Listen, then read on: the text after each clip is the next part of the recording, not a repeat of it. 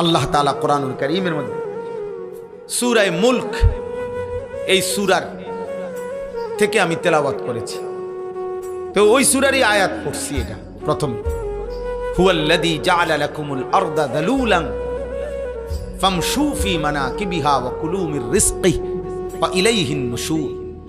আল্লাহ তাআলা বলেন, মনে রেখো আমি আল্লাহ এই জমিন পুরাটা আমি দিলাম যালুলান, তোমাদের অধীনস্থ করে, তোমাদের ব্যবহারের উপযোগী করে আমি দিছি।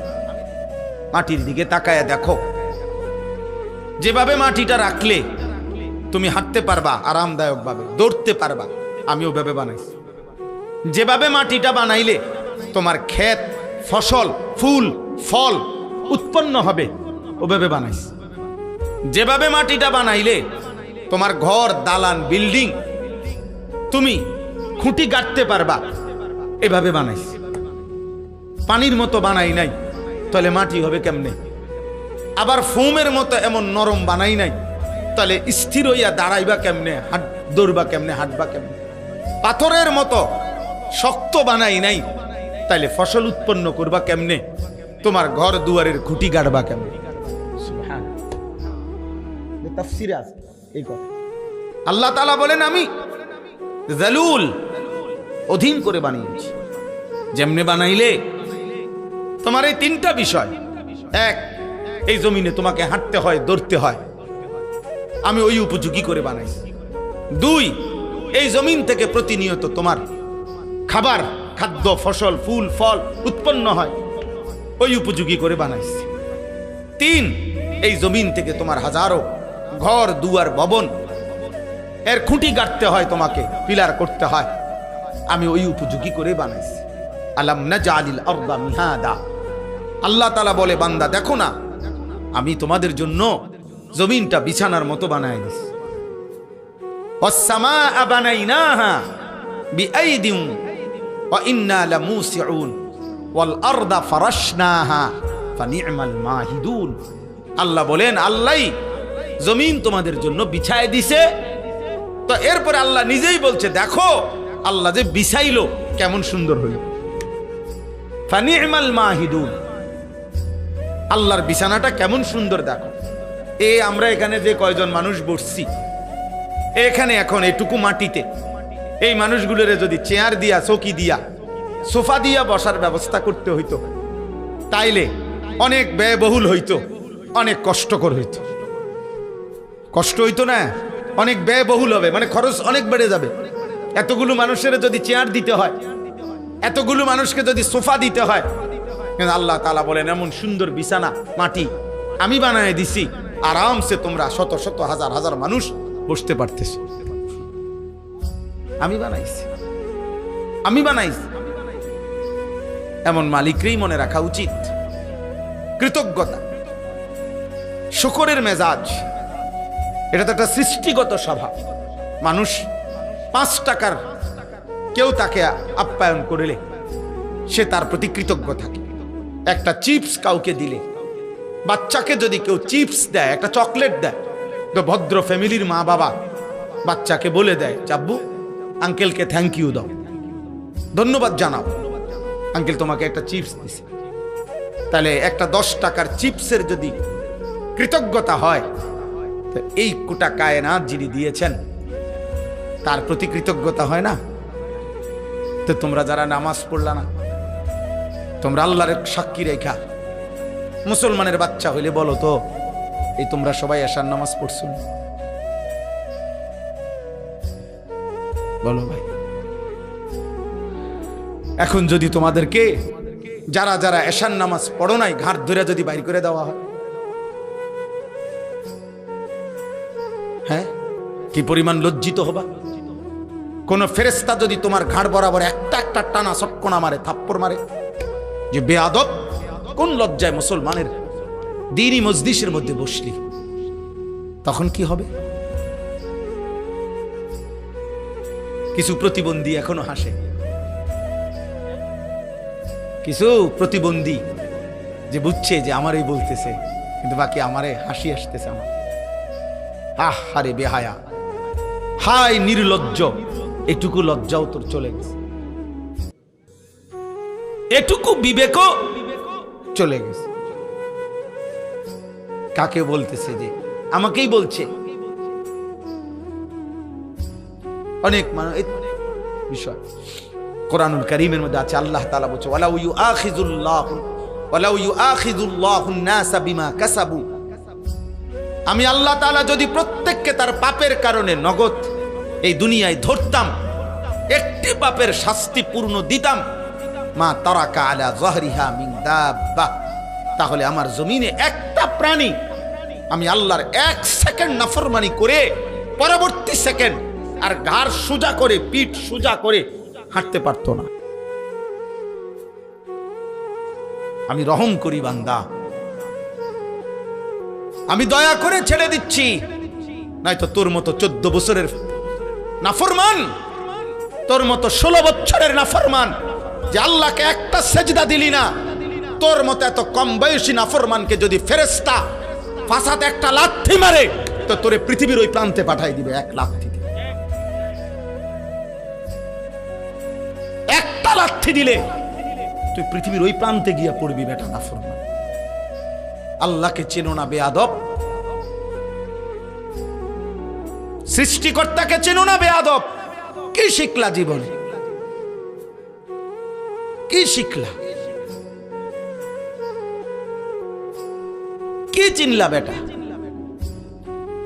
থুতু বেটা তোদের কপালে বেটা বেনামাজি, যেগুলা বেনামাজি তোরা তোদের কপালে থু থুতু তোদের কপালে বেটা থুতু।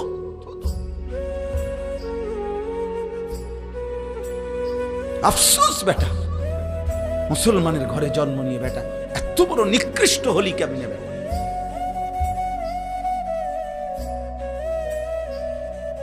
মোবাইলের নর্তকী দেখে কয়জনের ঘরে কোন নর্তকী আসছে?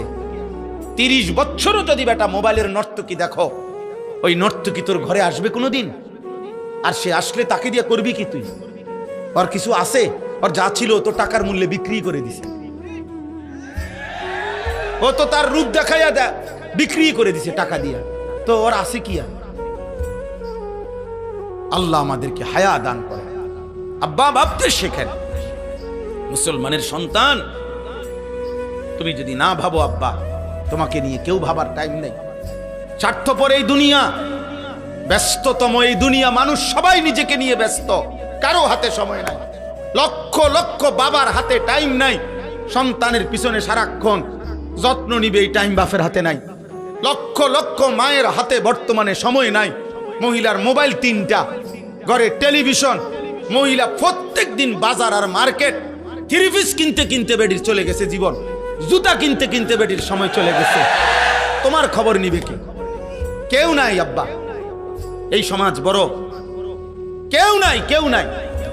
এই জন্য তোমরা এই বেশি পরিমাণ নষ্ট হয়ে যাচ্ছ। আগলাইয়া নেওয়ার মতো কেউ নাই, টেনে ধরবার মতো কেউ নাই, ডাকবার মতো কেউ নাই। আমার মা বলছিল, আমার মা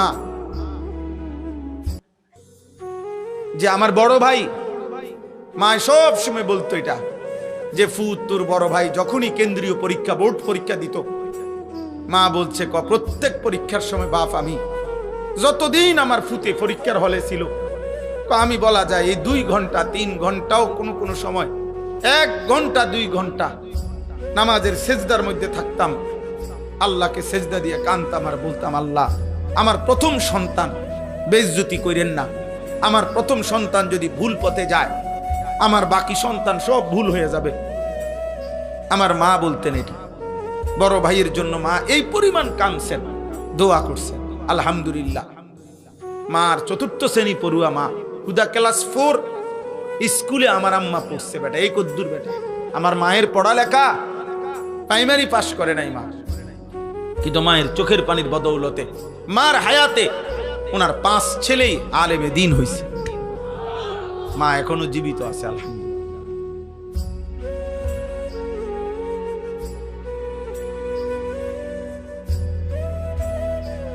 অতএব আল্লাহ তাআলা বলেন, বান্দা ওয়া ইলাইহিন নুশুর, পৃথিবী আমার, জমিন আমার, খাও কোনো মানা নাই। হাজারো আইটেম খাও, কোনো সমস্যা নাই বান্দা। উপার্জন করো, রোজগার করো, বাজার করো, ব্যবসা করো, বিদেশ করো, কোনো সমস্যা নাই। ভবন করো, বিল্ডিং করো, কোনো মানা নাই বান্দা। আমি নিষেধ করছি না, সব তো আমি দিলাম, তোমার জন্যই তো দিলাম, তোমাদের জন্যই তো আমি বানাইছি। হুয়াল্লাযী খালাকা লাকুম মা ফিল আরদি জামিআ। আল্লাহ বলেন, আল্লাহই তোমাদের জন্য গোটা জমিনের সব সৃষ্টি করেছেন।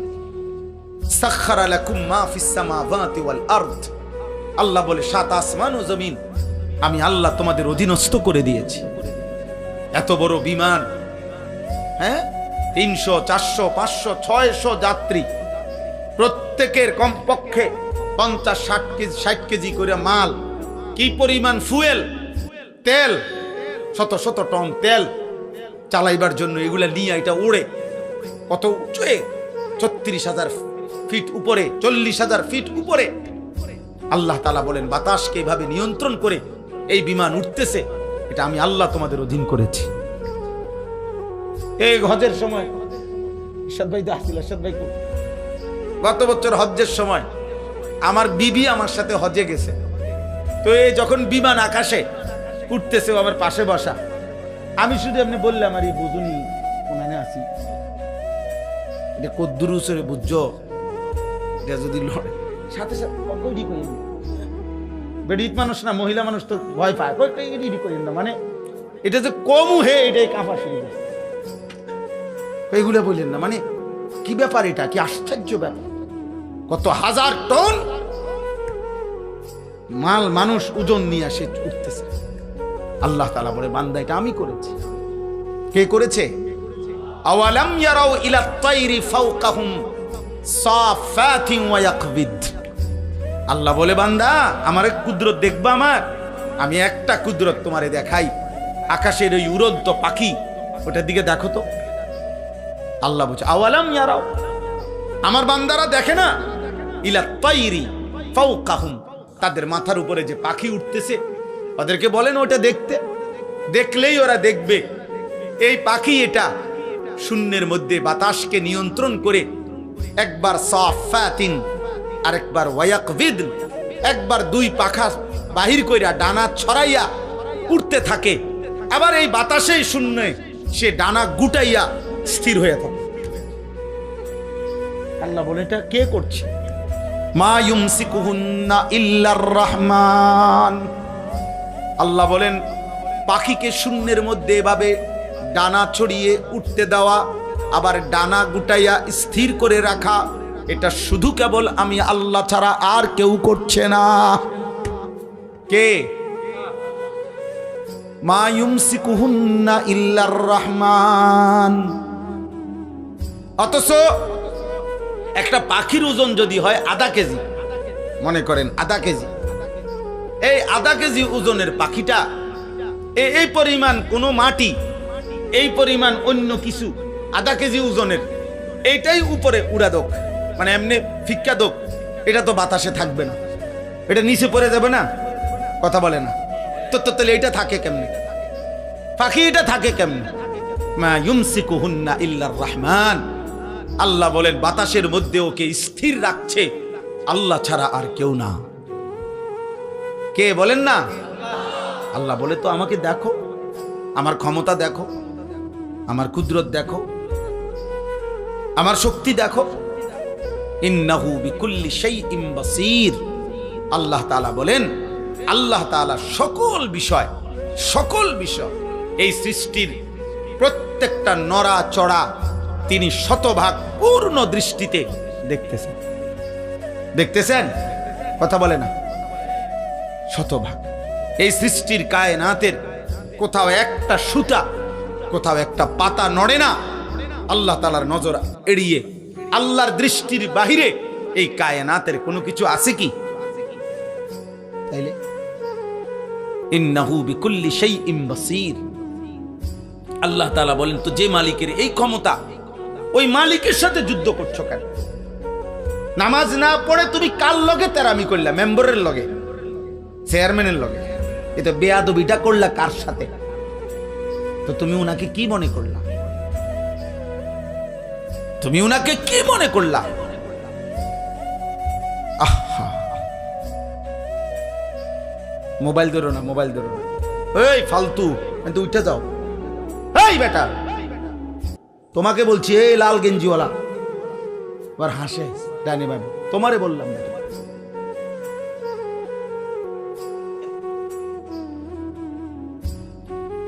জি, তো আল্লাহ তাআলা বলে, বান্দা এটা বুঝতে শিখো। বান্দা আমার আড়াল থেকে যাইবা কেমন, আমার নজর থেকে আড়াল হইবা কেমন? বলেন, কারো ক্ষমতা আছে আমাদের? ওমা তাকুনু ফি শানিন ওমা তাতলু মিনহু মিন কুরআনিন ওয়ালা তা'মালুনা মিন আমালিন ইল্লা কুন্না আলাইকুম শুহুদান ইয তুফিদুনা ফীহ।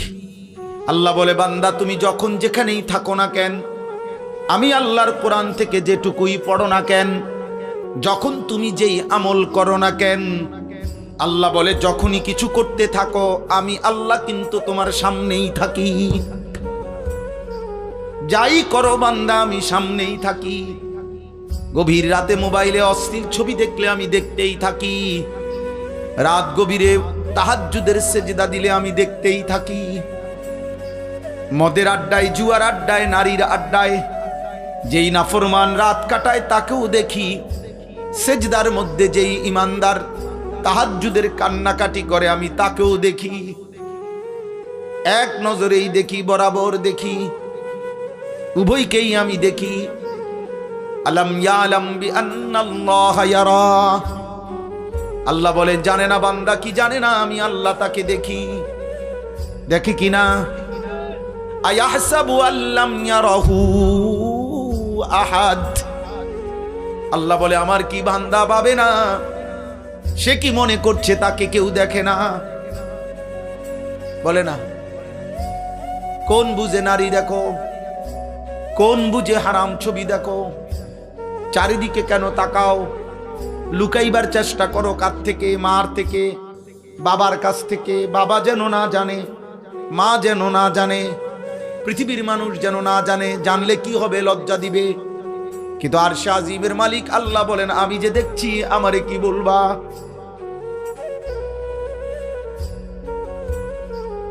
দুনিয়ার মা দেখলে থাপ্পড় দিবে, আমি তো জাহান্নামে ফেলে দেব। দুনিয়ার মানুষ জানলে ছি ছি বলবে। রব্বুল আলামিন বলেন, আমি তো নাফরমান, তোকে জাহান্নামে ফেলবো। কাল্লা ইন্নাহা লাযা নাযাআতাল লিশ-শাওয়া। আল্লাহ বলে, কিয়ামতের দিন কোন অবস্থাতেই কোন নাফরমান মাফ করা হবে না। হাসরের ময়দানে মাফ হবে না। হাসরের ময়দানে বিচার হবে। বিচারের মাধ্যমে যে জাহান্নামের ফয়সালা হবে, তাকে ধাও ধাও জাহান্নামের আগুনে ফেলা হবে। নাযাআতাল লিশ-শাওয়া। এক সেকেন্ডের আগুন তার সারা দেহের চামড়া খুলে ফেলবে, চামড়া খসে ফেলবে। তামাশা মনে করো না। মা হয়তো তোমারে ধরতে পারে নাই, বাপ ধরতে পারে নাই, এই সমাজের কেউ আর তোমার লগে কুলাই তারল না। তোমার অসভ্যতার, তোমার নোংরামি, তোমার বান্দ্রামি, তোমার নোংরা জীবন, নষ্ট জীবনের সামনে হয়তো কেউ পারলো না, কিন্তু আল্লাহ, তার সাথে তুমি পারবা কেন? ওয়ালাকাদ কাযযাবাল্লাযীনা মিন ক্বাবলিহিম ফাকাইফা কানা নাকির। আল্লাহ বলেন, প্রত্যেক যুগে পিছনের দিনে যারা যারা আমি আল্লাহর কথাকে মিথ্যা মনে করেছে, খবর নিয়ে দেখো তাদের সেই মিথ্যাবাদিতার পরিণতি কি হয়েছে। দেখো বান্দা, জিজ্ঞেস করো ফেরাউনের কি হয়েছিল, নমরুদের কি হয়েছে, কারুনের কি হয়েছে, নূহ আলাইহিস সালামের কওম, লূত আলাইহিস সালামের কওমের কি হয়েছে। কেন আল্লাহ কাউকে পানিতে ডুবাইলেন? কেন আল্লাহ কাউকে ঝড় তুফানে শেষ করে দিলেন? কেন আল্লাহ কাউকে পানিতে ডুবাইয়া ফেললেন? কেন বন্ধু? আল্লাহর নাফরমানি। বলে না। কারণটা কি? আল্লাহর নাফরমানি ছাড়া আর কিছু? কথা বলে না। ফেরাউন ডুবলো কেন? হ্যাঁ। কারুন ধ্বংস হইল কেন? লূত আলাইহিস সালামের কওমকে উল্টায় ফেললো কেন? নূহ আলাইহিস সালামের কওমকে পানিতে ডুবায় ফেললো কেন? গুনাহ, নাফরমানি। আল্লাহর অবাধ্যতা। তো তুমি তা করে বাঁচবা কেমনে? আজ না হোক কাল তো কবর পর্যন্ত পৌঁছতে, এরপরে মৃত্যুর সামনে মুখোমুখি হলে সে তারপরে আল্লাহ আমাদেরকে বুঝ দান করেন। এজন্য সূরা মুলক, এই সূরার যে আয়াত আমি পড়তেছিলাম, প্রথম আয়াত এটা পড়লাম। আল্লাহ তাআলা বলেন, আমার একটা কুদরতের নিদর্শন দেখাইলাম, তুমি পাখির দিকে তাকিয়ে দেখো, এটা কখনো ডানা ছড়িয়ে উঠতে থাকে, কখনো ডানা গুটাইয়া স্থির হয়ে থাকে, কিন্তু উভয়টাই বাতাসকে নিয়ন্ত্রণ করে নিচে পড়ে যায় না। আল্লাহ তাআলা বলেন, এটা আমি করছি, এটা আমি করছি, আমি সব দেখি। আমার একটা একটা মাখলুক, এই যে ছোট্ট পোকাটা উঠতেছে, আল্লাহ তাআলা বলেন এটা আমার ক্ষমতায় উঠতেছে, আমার আড়ালে নাই। আফ্রিকার গহীন জঙ্গলে যে প্রাণীটা হাঁটে আমি তাও জানি। সাতবক জমিনের নিচে যদি কোনো পিঁপড়া হাঁটে, পিঁপড়ার গতিটাও আমি জানি। সাত আসমানের ঊর্ধ্বে যেই ফেরেশতা হাঁটে আমি তাও জানি। আমার নজরে, আমার চোখের সামনে। আল্লাহ আমাদেরকে বুঝার তৌফিক দান করেন। প্রিয় ভাই, মুসলমানের সন্তান আব্বা এমন হায়াত কদর করেন, সবাই কদর করেন। বাবা চাচা আপনাদেরকেও বলি, হায়াতের কদর করেন, জিন্দিগির কদর করেন। আপনাকে আপনি মনে না রাখলে কেউ মনে রাখবে না। আমি যদি আমাকে খেয়াল না রাখি, কার সময় আমার হাত পাও, আমার শরীর, আমার দেহ নিয়ে কার টেনশন? আমারই টেনশন। প্রত্যেক মানুষ অ্যাক্সিডেন্ট থেকে নিজেই নিজেকে বাঁচাইতে চায়, প্রত্যেক মানুষ রোগ সুখ থেকে নিজেই নিজেকে বাঁচাইতে চেষ্টা করে। তো আখেরাত থেকেও তো আমি, জাহান্নাম থেকে, কবরের আযাব থেকে আব্বা আমিই তো চেষ্টা করতে হবে আমাকে বাঁচানো। আমিই তো চেষ্টা করতে হবে, অন্য কে আমারে করে দিবে? ওয়ালা তাজিরু ওয়াজিরাতু বিজরা উখরা। আল্লাহ তাআলা কোরআনুল কারীমের মধ্যে বলছে, হ্যাঁ, ওয়া ইন তাদউ মুসকালাতুন ইলা হিমলিহা লা ইউহমালু মিনহু শাইউন ওয়ালাউ কানা দা কুরবা। কিয়ামতের দিন সবচেয়ে ঘনিষ্ঠ আত্মীয়কেও কেউ যদি কারো পাপের একটু বোঝা বহন করতে বলে, আল্লাহ বলে কেউ কোনো পাপের বোঝা, নিকটাত্মীয়, আপন স্ত্রী, সন্তান, মা বাপ, এরাও কারো পাপের বোঝা এক বিন্দু বহন করতে রাজি হবে না। ওয়ালা ইয়াসআলু হামীমুন হামীমা ইউবাসসারুনাহুম। আল্লাহ তাআলা বলেন, এই চোখে সরাসরি দেখা সত্ত্বেও ঘনিষ্ঠ বন্ধু, অকৃত্রিম বন্ধু, কিয়ামতের দিন একজন আরেকজনকে দেখেও কেউ কাউকে কিছুই জিজ্ঞেস করবে না। ফাইযা নুফিখা ফিস সূরি ফালা আনসাবা বাইনাহুম ইয়াওমাইদিন ওয়ালা ইয়াতাসাআলুন। আল্লাহ তাআলা বলে, কিয়ামতের দিন যখন ইসরাফিল ফু দিবে, হাসরের ময়দান দাঁড়াবে, তো কেউ কাউকে কিছুই রক্ত বংশের আত্মীয়তার পরিচয় দিবে না, কেউ কাউকে কিছু জিজ্ঞেসও করবে। আমি মনে করাই দেই, আমরা প্রত্যাখ্যান করলে সমস্যা নাই। তুমি যদি বলো যে আগের মতোই, আমি কোনো অসুবিধা নেই। কোনো দুই একজন মদখোর বাবা খোরের জন্য পৃথিবী আটকাবে না। সূর্য সূর্যের গতিতেই উঠে, সূর্য সূর্যের গতিতেই ডুবে, তুমি শেষ হয়ে গেলে আর কি। কোনো সিটার বাটপারের জন্য পৃথিবী কিচ্ছু থামে না, সে নিজে নষ্ট হয়ে যায়, এই আর কি। কার এত টাইম আছে কার লাগে কি খবর রাখে, কোথায় কোন মাল নষ্ট হইতেছে, এত খবর রাখার টাইম সময় কোথায়? এই জন্য আমরা প্রত্যেকেই বললাম, আল্লাহ তাআলা বললেন, আম্মান হাদাল্লাযী হুয়া জুনদুল লাকুম ইয়ানসুরুকুম মিন দুনির রহমান। আল্লাহ তাআলা বলেন, বান্দা ভাবো তো, আমি তোমাকে জানতে চাই, হে নাফরমান বান্দা, পাপী বান্দা, আমি আল্লাহর বিপরীতে, আমি আল্লাহকে বাদ দিয়ে তোমার এমন কোন বাহিনী আছে তোমার কাছে, যেই বাহিনী আমি আল্লাহর বিপরীতে তোমাকে সাহায্য করবে?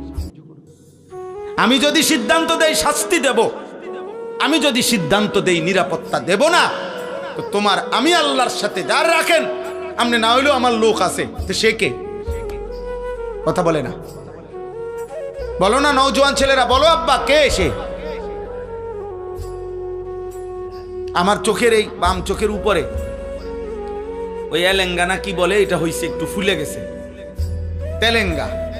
তো এই কালকে বিকাল থেকে সন্ধ্যা থেকে এই পর্যন্ত সারাক্ষণ আমার কাছে মনে হইতেছে যে আমার এই জায়গাটা খসখস খসখস করতেছে, ব্যথা করতেছে।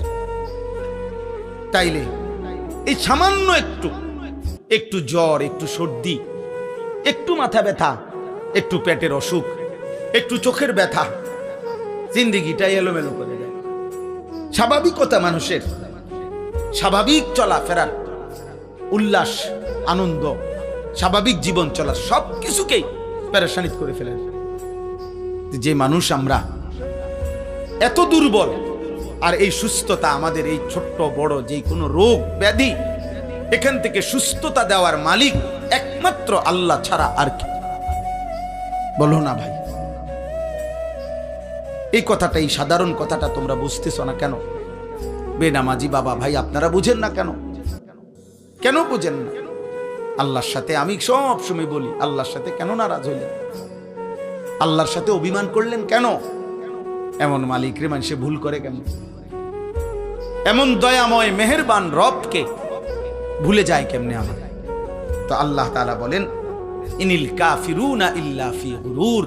শোনো, প্রত্যেক নাফরমান বেঈমান মূলত ধোঁকার মধ্যেই আছে। সে মনে করে মদ খায়, জুয়া খেলে, সে মনে করে চুল ফিরে, সে মনে করে মোবাইল আছে, নর্তকী আছে, সে মনে করে জিনা করছে, ব্যভিচার করছে, গাঁজা খাইতেছে, কুট্টা খাইতেছে, বাবা খাইতেছে, সে মনে করতেছে উল্লাস, দরবার কেউ নাই, ছুইবার কেউ নাই, বাধা দিবার কেউ নাই।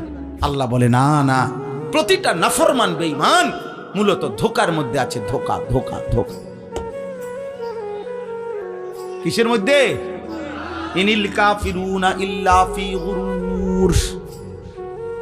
আল্লাহ বলে দুনিয়া তোরে ধোকা দিছে নাফরমান, নারী তোকে ধোকা দিছে, একটা ছোট্ট মোবাইল তোকে ধোকা দিছে, কয়টা অসৎ বন্ধু তোকে ধোকা দিয়ে ফেলেছে, মদের আড্ডা তোরে ধোকা দিছে, জুয়ার আড্ডা ধোকা দিছে, পাথরের মূর্তি তোরে ধোকা দিছে, মূর্তি পূজা তোরে ধোকা দিয়ে দিছে, একটা বিল্ডিং, একটা দালান, সামান্য কয়টা টাকা, একটা এলাকার সামান্য কুদ্দুর ক্ষমতা তোরে ধোকা দিয়ে দিছে। তুমি মনে করছো 7 রাজার ধন পাইছো, একদিন ঘুমের থেকে উঠে দেখে কিচ্ছু নাই, কিচ্ছু নাই। এখানে একটা আয়াত আছে, কুল আরাইতুম ইন আসবাহা মাউকুম গাওরা ফামান ইয়াতিকুম বিমাইন মাইন। আহা, একটা আশ্চর্য কথা বলছে আল্লাহ। বলে এই শোনো, এই তোমাদের এই মাটির একটি নির্দিষ্ট পরিমাণ স্তরে আমি আল্লাহ তাআলা এই পৃথিবীর তোমাদের সবার জন্য ব্যবহারের যত পানি, এগুলো আমি রাখছি। বিশ্বাস করো বান্দা, যদি আমি আল্লাহ তাআলা যেটুকু দূরত্বে তোমার পানি থাকে, এটুকুর থেকে উঠাও তোমার মেশিন, তোমার যন্ত্র, তোমার মোটর, আমি যদি পানির স্বাভাবিক লেয়ার, তাপমাত্রা আর লেয়ার, এটা আমি যদি একদম ভূগর্ভস্থের আমার জমিনের তলদেশে নিয়ে যাইগা, পানির এই স্তরটা এটা যদি নিচে নেইগা, তো ফামাইয়াতিকুম বিমাইন মাইন, তাহলে তোমাদের এই চলার সারা দিন রাতের এই হাজারো পানির এই ধারা তোমাদের জীবন জীবিকা পরিচালিত করার জন্য, বলো না বান্দা, কে এনে দিবে পানি? কে এনে দিবে? কি করছো তোমরা বান্দা? গোটা মধ্যপ্রাচ্য বাবা, গোটা আরব বিশ্ব, তাদের পানির এত ক্রাইসিস যে তারা এই পানি, সাগরের লোনা পানিকে তারা শোধন করে এরপরে মানুষের খাবারের পানি, মিঠা পানি তারা মেশিনের মাধ্যমে শোধন করে বানায়। তো আল্লাহ তাআলা বলেন, আমি যদি পানির এই স্বাভাবিক ধারা একদিনের জন্য নিচে নামায় ফেলি, একদম সাতবক জমিনের নিচে, কে এনে দিবে পানি? কোন ভোরে, ইন আসবাহা, কোন এক ভোরে। আরে বেটা, কোন এক মানুষ যদি, বুঝার জন্য বলতেছি, কোন এক মানুষ যদি বাথরুমে গিয়েও দেখে এক বদনা পানি নাই, তখনও তো তার পেরেশানির শেষ নাই। গোসলের মাঝপথেও যদি গিয়ে দেখে ট্যাপে আর পানি নাই, এতটুকুর ক্ষেত্রেও তো তার পেরেশানির শেষ নাই। আর আল্লাহ তাআলা যদি পানি নিচে নামায় এলে, পানির লেয়ার, আল্লাহ বলে কে এনে দিবে পানি? তাহলে আমি প্রতি সেকেন্ড, আমি এই কয়দিন আগেও বলছি, যে একবার যদি আমরা কল্পনা করি আমার দেশের একটা সপ্তাহ, এমন ভাবেন তো গ্যাসও নাই, বিদ্যুৎও নাই, তেলও নাই, ভাবেন এক সপ্তাহ কি হবে দুনিয়ার, কি হবে আমাদের? হ্যাঁ, কেমনে জীবন বাঁচবে? আরে আপনি বলেন এগুলো বাদ দেন, আপনি শুধু এটা ভাবেন যে এক সপ্তাহ আমার বাংলাদেশে, মনে করো ভাই যে এক সপ্তাহ শুধু লবণ, সামান্য প্রয়োজনীয় জিনিসটা নুন লবণ নাই মনে করেন, আর সব আছে মনে করেন, শুধু নুনটা নাই, টোটাল নাই মনে করেন, আমার দেশের এই লক্ষ কোটি মানুষের রান্নার কি অবস্থা হবে? বাচ্চার খাবারের লোকমা উঠবে কেমনে? তাহলে একটু লবণও যদি আমাদের হারিয়ে যায়, আমাদের জিন্দেগি কি হবে? আমাদের যদি হলুদ রসুন, হলুদ পেঁয়াজ যদি সরে যায়, কি অবস্থা হবে? তার মানে ছোট্ট থেকে ছোট্ট প্রয়োজনীয় জিনিসটাও আল্লাহ তাআলা স্বাভাবিকভাবে এই পৃথিবীর মধ্যে আমাদের জন্য ব্যবস্থা করছেন।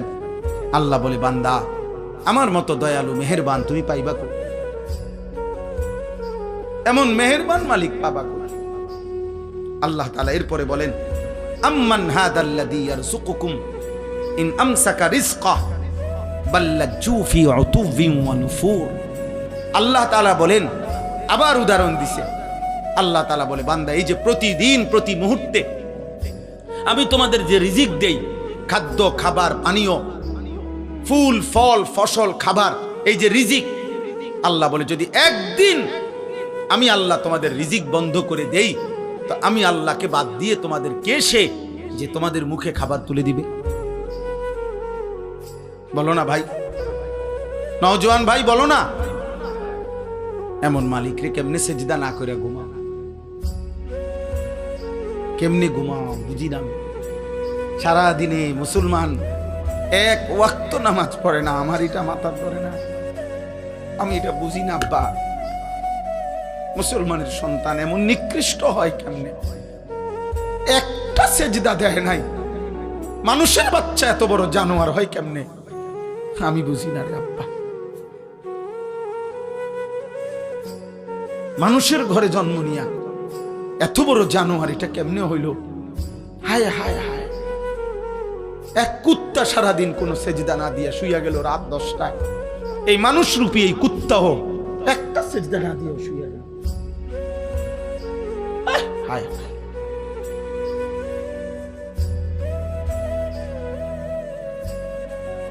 আয়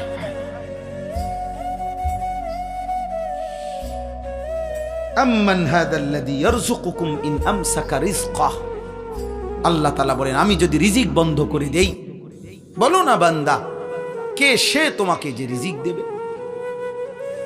বাল্লাজু ফি উতুবিন ওয়া নুফুর। আল্লাহ তাআলা বলে, তবুও আমার নাফরমান বান্দা আমার অবাধ্যতা আর সীমা লঙ্ঘনের মধ্যেই লিপ্ত আছে, বাড়ায়া চলছে। আমি তাকে এতভাবে দিচ্ছি, সে কেবল আমার নাফরমানি বাড়াচ্ছে। নওজোয়ান ভাই, মুসলমানের সন্তান, সবার কাছে এটা কথা। আব্বা হযরত সব সময় কাইদা কাইদা দরদ দিয়া, হৃদয়ের আবেগ দিয়া বলে, সব সময় হায় হায় এক শব্দ উচ্চারণ করলেই ভাল লাগে। তো এই নওজোয়ান, এই কিশোর যুবক সমাজ, প্রিয় ভাই, তোমাদের কাছে আমার এই শেষ কথা আবারও বলছি, মনে রাখতে হবে নষ্ট জিনিস, আবর্জনা মানুষ ফেলে দেয়। নষ্ট জিনিস, পচা জিনিস, আবর্জনা মানুষ যত্ন করে রাখে না। অতএব তুমি যদি নারী, ছবি, অশ্লীল দৃশ্য, বেহায়াপনা, অসভ্যতার মাধ্যমে নিজেকে নষ্ট করে দাও, চরিত্রহীন যুবক, এই সমাজের কেউ তোমারে ভাববে না, টেনে আনবে না। একদিন নিজেই নিজে হারায় যাইবা। পৃথিবী কোনোদিন মনেও রাখবে না। আর আসমানওয়ালা রব হাসরের ময়দানে বলবে, ফাযুকু বিমা নাসিতুম লিকা ইয়াউমিকুম হাদা ইন্না নাসিনাকুম। নাফরমান, সেদিন দুনিয়ায় তুমি আমারে ভুলে গিয়েছিলে, আজ হাসরের ময়দানে আমি আল্লাহ তোকে ভুলে গেলাম। যা, কাযালিকা আতাতকা আয়াতুনা ফানাসিতাহা ফাকাযালিকাল ইয়াউমা তুনসা। সেদিন দুনিয়াতে তুমি আমার কোরআন ভুলে গিয়েছিলে, আজ আখিরাতে আমি আল্লাহ তোমাকে ভুলে গেলাম। তো আখিরাতে আল্লাহ ভুলে গেলে মালিক যদি মুখ ফিরায় নেয়, আমারে আর তোমারে বাঁচাবে কে? আমারে আর তোমারে উদ্ধার করবে কে? অতএব দয়া করে হাত জোড় করে সব ছেলে পেলে সবার কাছে অনুরোধ, হযরত যতক্ষণ বয়ান করে সকলেই ইনশাআল্লাহ মনোযোগ দিয়ে বসবা। বলো ইনশাআল্লাহ। আল্লাহ তাআলা তৌফিক দান করেন। প্রিয় ভাই, আল্লাহর দিকে ফিরো, 5 ওয়াক্ত নামাজ পড়ো, ফজরের নামাজ পড়ো, নারীর আসক্তি, মোবাইলের আসক্তি, মদ, জুয়া, জিনা, ব্যভিচার, গান বাদ্য থেকে নিজেকে হেফাজত করো। আল্লাহ আমাকে, আমাদের সকলকে তৌফিক দান করেন। আমিন।